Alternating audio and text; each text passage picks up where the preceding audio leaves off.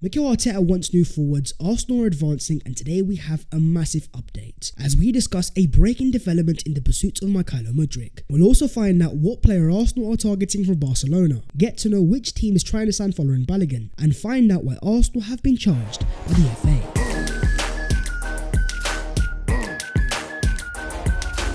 Yo, what is going on guys? My name is Babs14 and welcome back to your boys channel. Arsenal are making moves in the transfer market, things are getting interesting. So as per, don't forget to smash a like if you enjoy, subscribe to the channel if you are new, and help your boy on his road to 150,000 subscribers. But let's get straight into the breaking Arsenal transfer news. Barcelona are in financial crisis. They need to sell players as soon as possible, and Arsenal have been linked with quite a few. Ferran Torres, Memphis Depay, but Arsenal are also looking at centre backs, someone to back up Gabriel Magalhaes, and that's where you have former Man City player Eric Garcia. As according to reports in Spain, Mikel Arteta wants to sign Garcia either on loan or a permanent transfer. 22 years of age, a Spanish international, and a player that excels on the ball, completing 93% of his passes, 77 per game. His ball playing ability is up there with the best. He's a player that Mikel Arteta has worked with during his time at Man City, so he knows him pretty well. But in terms of dominance, you think about Gabriel Magalhaes and William Saliba, not just fantastic on the ball, but these guys are powerhouses, able to bully their forwards. In terms of Eric Garcia, he is not of that similar frame, and physically he's nowhere near as imposing, and despite being versatile, able to play as a right back as well as centre back, he's right footed, and with Gabriel Magalhaes being left footed, and that being the area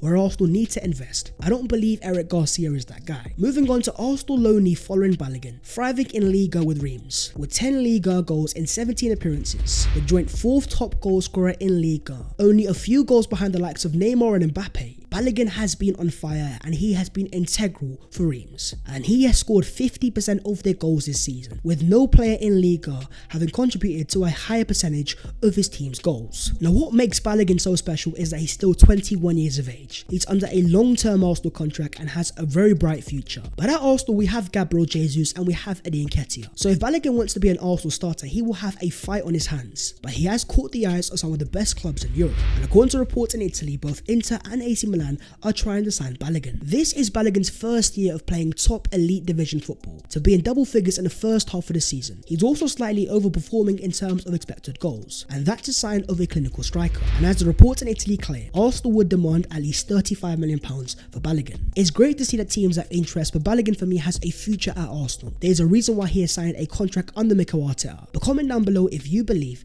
Balogun should be involved with the Arsenal first team next season. But on the topic of Arsenal loanees in Liga, you've got Nicolas Pepe at Nice, who has scored 8 goals in 16 appearances, and he was at it once again as he scored 2 goals, one assisted by former Arsenal player Aaron Ramsey, as Nice beat Montpellier 6-1. Pepe's return to Liga has been decent. He's shown signs of old form, he's been a consistent goal scorer starting most of their games, and he is showing signs of being a decent wide forward. But he is not in the long-term plans of Mikel Arteta. He is not the profile the Arsenal manager is looking for, and this summer he will have 1 year left on his contract. Arsenal will be looking to sell, and this decent turn of form will give Arsenal fantastic leverage in terms of getting the most amount of money for their player. But now let's talk about incoming wide forwards. Arsenal had been trying to sign João Felix, but out of nowhere in came Chelsea, and they have now confirmed his arrival. A loan transfer until the end of the season, no option to buy, and Felix has already made his Chelsea debut. Starting against Fulham, his dribbling was fantastic and he showed some very impressive signs, but then in the 58th minute, things took a twist as he was sent off on his debut. An awful challenge, and he will now serve a 3-game suspension, out until February the 11th, and over that time Chelsea will still have to pay £1.2 million. To be spending that sort of money and not have the option to sign the player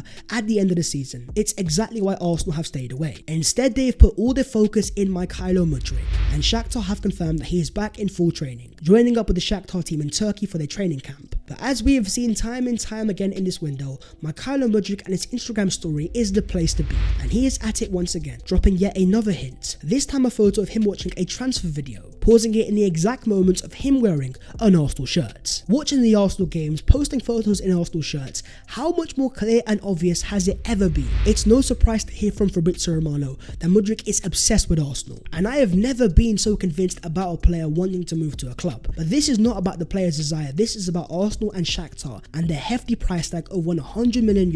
The head coach of the national team has spoken, saying, "I think the issue will be resolved at the end of January, and for the amount that Arsenal wants. The price price will be quite decent, but far from what Shakhtar wants. There is no chance no one will ever pay 100 million euros. And as he says, there is no need to draw a parallel from Antony. He played so much for Ajax and proved himself there. Mudryk is not yet a well-known footballer. He is a dark horse for Europe, who shot this season in the Champions League. This is someone that manages Mudryk that has seen him work in training, and even he's able to understand that Shakhtar are asking for way too much. Mudryk has not even made over 50 league appearances. He's still very much unproven at the highest level, but there's a reason why Shakhtar want so much money. As Miguel Delaney explains, Shakhtar's insistence of their asking price for Mudryk is due to how much money they lost in potential sales after FIFA ruled the foreign players could leave on a free transfer following Russia's invasion of the country. Shakhtar have lost a lot of their important players for peanuts over the past few years, so when you then have their crown jewel, a player that is seen as the future of Ukrainian football, they want as much as they possibly can. And Arsenal have made two very decent offers, but with those not being successful, Arsenal have acted once again. As a Fabrizio Romano exclusive confirms, Arsenal have submitted a new third offer to sign Mykhaylo Mudryk in the last few hours. Parties are now getting closer, despite there being no breakthrough. Talks are ongoing with Shakhtar, and Arsenal are still leading the race with no official bid from Chelsea. A third offer has been made, and this one is a big one. And according to Fabrizio Romano, it's worth a base fee of 70 million euros plus add-ons. And now negotiations are ongoing with Shakhtar to discuss the add-on package, and there is no issue in personal terms because Mudryk wants to move. Arsenal are not playing about here. Their first offer was a base fee of around 40 to 45 million pounds. The new offer is a base fee of around 62, and then you have the add-ons, which will make it even more expensive. This is a massive financial commitment. We have not seen Arsenal be this persistent over a player in the market, and this would make Mudryk the most expensive player under Mikel Arteta. The offer is gargantuan, and Mikel Arteta has to be convinced that Mudryk is going to be a superstar, and for this level of investment he has to be seen as a level raiser, player that will push our title charge this season, and it is a lot of pressure and a lot of money, but it seems like Arsenal are convinced, and Mudryk is at it once again on the Instagram stories, this time posting a praying emoji directly after the report of the third official offer. It's almost a public plea to Shakhtar to let him go to Arsenal, and with Arsenal making a third and substantial offer and negotiations being on add-ons and not the base fee, it seems like the climax is around the corner, and it is now all in the hands of Shakhtar, and in the boys' personal opinion, I believe an agreement is around the corner. But if and when Arsenal are able to sign Mykhaylo Mudryk, what do they have planned next? Well, according to the Ars blog, I've been told that Arsenal might have sent a few messages when it comes to central midfield, and there's no guarantees there, but let's see what happens as the month progresses. Now, Arsenal's initial plan was to sign two forwards. It was Mykhaylo Mudryk plus João Felix, but now that he's gone to Chelsea, there is not that many other opportunities like Felix on the market. The only options that really stand out is Memphis Depay at Barcelona, who's out of contract at the end of the season and could be available for around £9 million.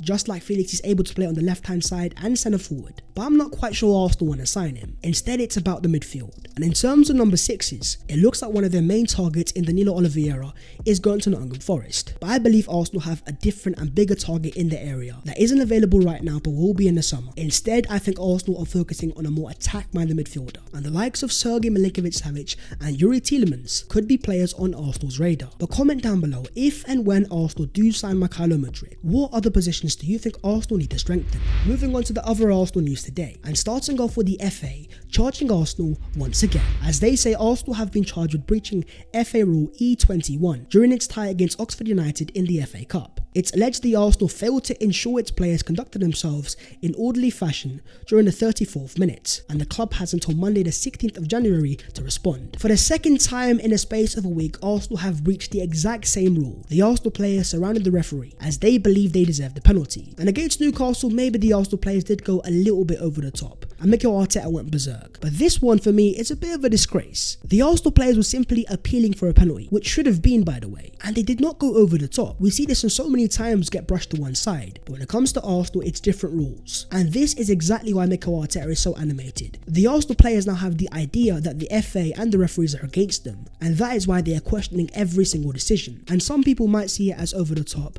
but most of the elite teams do this. Even the most successful Arsenal teams of all time had the likes of Martin Keown, Tony Adams, Patrick Vieira surrounding the referees, demanding decisions go their way, and we've even seen it with the likes of Man United, where Sir Alex Ferguson would almost referee the games himself from the sidelines.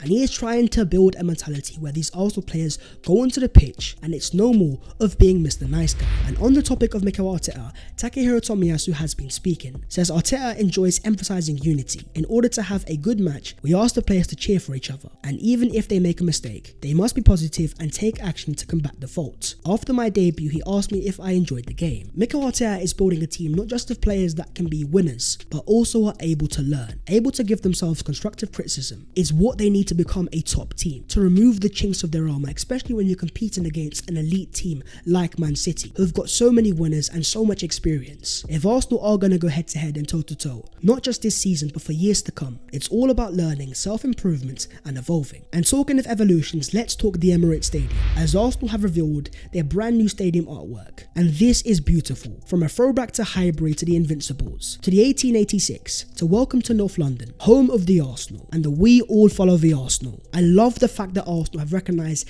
the international Arsenal fans. Arsenal are massive locally, but around the world we are gargantuan. And there are so many fans around the world that might have not been to the Emirates Stadium, but they are just as passionate and just as big fans. And I love the fact that Arsenal are giving them recognition, but also in terms of the heritage, the exterior design of Highbury, the Invincibles. Not only is it great to reminisce, but also for the younger fans that are upcoming, for them to learn about our past and our history and what has made us such a special football club. Personally, I think Arsenal have hit the nail on the head, and these brand new designs around the Emirates Stadium signifies a club that is on the up. The Emirates is bouncing, it's louder than ever, and now it's going to look even more beautiful. Now let's move on to the Arsenal chief executive Vinay Venkatesan, who says that this season for us is about progress. It's about moving the club forwards. We want to get back into the Champions League, competing in the biggest competition that exists, and there's positivity around the club because we feel we're heading in the right direction. Also saying that we've got a long way to go to achieve what we want to achieve. We are at the start of that journey. No one is getting carried away, and no one is here getting above their station. Four is amazing, and returning to the Champions League is a priority. But with Arsenal being 5 points clear, nearly halfway through a season, some Arsenal fans want to hear a bit more ambition, but we have to understand that this current Arsenal set of players and manager are in a position that they have not been in before as a squad, and the best approach we can take is take it game by game, little step by little step, to not look too far into the future and simply focus on our next game, which is of course Spurs away, a gargantuan game. But in terms of the overall ambitions of this season, having seen how Arsenal performed so far and the potential signing of maybe a Mykhaylo Mudryk, do you believe the Arsenal ambitions have changed? Is it simply about Champions League football, or do you seriously believe from the bottom of your heart that Arsenal should go out there and focus fully on winning the Premier League title? But that is the video there and there, so hopefully you guys have enjoyed. If you have, don't forget to smash a like and subscribe to the channel if you are new. If you want to follow your boy on all of his social medias, then the links are down below in the description. But that was today's episode of the Transfers FC, and Arsenal have made a third offer for Mykhaylo Mudryk. Things are happening. Will Shakhtar accept? Stay tuned, let's find out, and I will see you next time. Take care, in a bit.